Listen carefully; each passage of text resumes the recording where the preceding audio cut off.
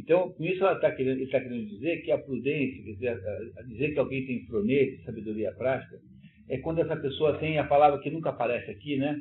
Tem uma espécie de bom senso, sabe lidar com a vida de uma maneira sensata, que é a coisa que mais é encontrável nos velhos do que nos jovens, porque os jovens não têm capacidade de fazer isso, por quê? Aí é que está o problema, né? Que aí você entende isso quando você lê o Vermelho e Negro.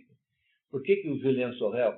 Julian Sorel é um sujeito magoado com a vida, é tipicamente humilhado e ofendido de Aristóteles, de Dostoiévski, é um sujeito que não está feliz, acha que por ser filho de um carpinteiro de província, ele é um sujeito discriminado, aí ele vai trabalhar na casa de uma família muito importante na cidade, e aí resolve conquistar a mulher do dono, não porque ele a quisesse de fato, mas só porque ele queria provar que ele queria apenas tirar satisfações da humilhação que ele passava, entendeu? Depois ele vai para Paris e lá arruma uma super posição de secretário de um grande político e resolve seduzir a filha do dono, não porque ele a quisesse de fato, mas porque ele, no fundo, queria apenas se vingar, entendeu? Então, por que o Julian Sorel faz esse monte de besteira?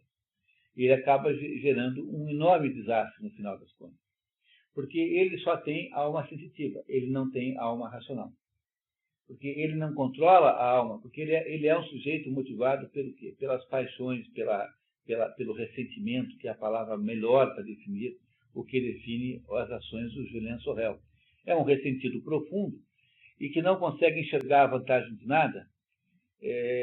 A Madame Bovary não é assim. A Madame Bovary é só ambiciosa. Ela não é ressentida com coisa nenhuma. Ela só quer ser muito mais do que ela não é. Ela quer ser mais do que ela é. A Madame Bovary, de alguma maneira, é legítima. Ela tem uma ambição legítima. O problema da Madame Bovary é que os ambiciosos, de vez em quando, fazem isso, cometem um erro fatal. Porque o ambicioso é aquele sujeito que, para perseguir um objetivo legítimo, que é a ambição, eles, volta e meia, lançam mão de meios ilegítimos.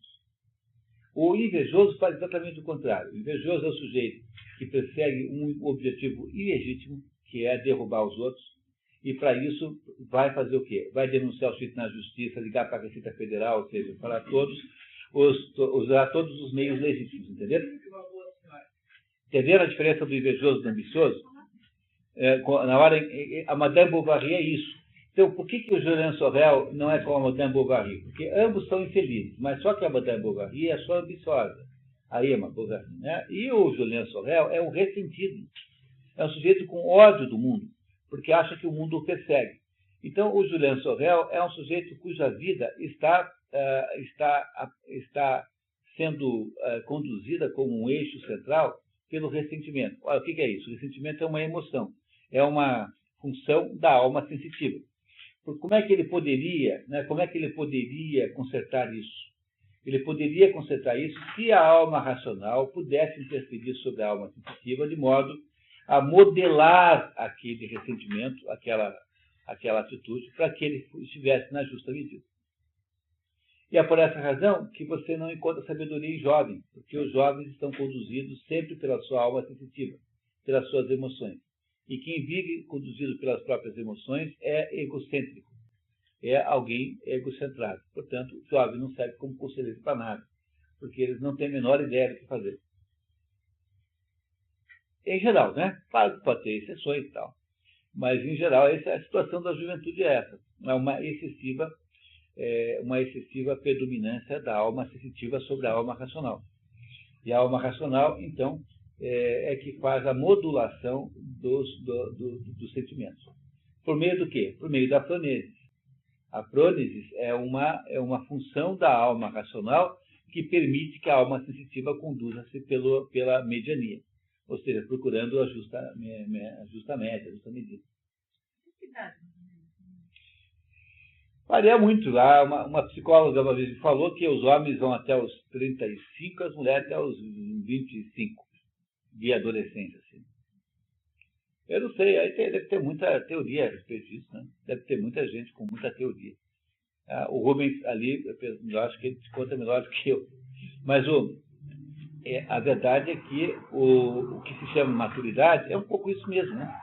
Quer dizer, a maturidade é você ser capaz de controlar as suas emoções, você ser capaz de lidar com as suas emoções de um modo organizado. Assim. Então, o que caracteriza a juventude? É a impulsividade, a emotividade, é você se ligar apenas ligar-se às coisas de modo irracional. E é por isso que eu falei para vocês que todo movimento totalitário necessariamente precisa de uma juventude hitlerista. Como é que eles fazem isso? Você vai lá e contrata a garotada. Em latim, rapaz é a mesma palavra de rapacidade, né? Rapaz, rapina, é a mesma palavra. E quem é que sai por aí quebrando tudo? Quem é que não tem escrúpulos nenhum que faz mal? É a juventude. E a juventude está sempre prisioneira daquela densidade emocional da vida.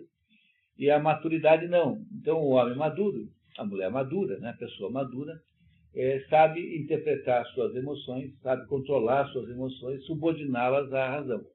E é por isso que sabedoria é mais comum em quem é mais velho do que em quem é mais novo. Quando você acha um jovem sábio, é uma exceção muito grande. Há pessoas jovens sábias, mas você não acha facilmente, não. E o que é amadurecimento?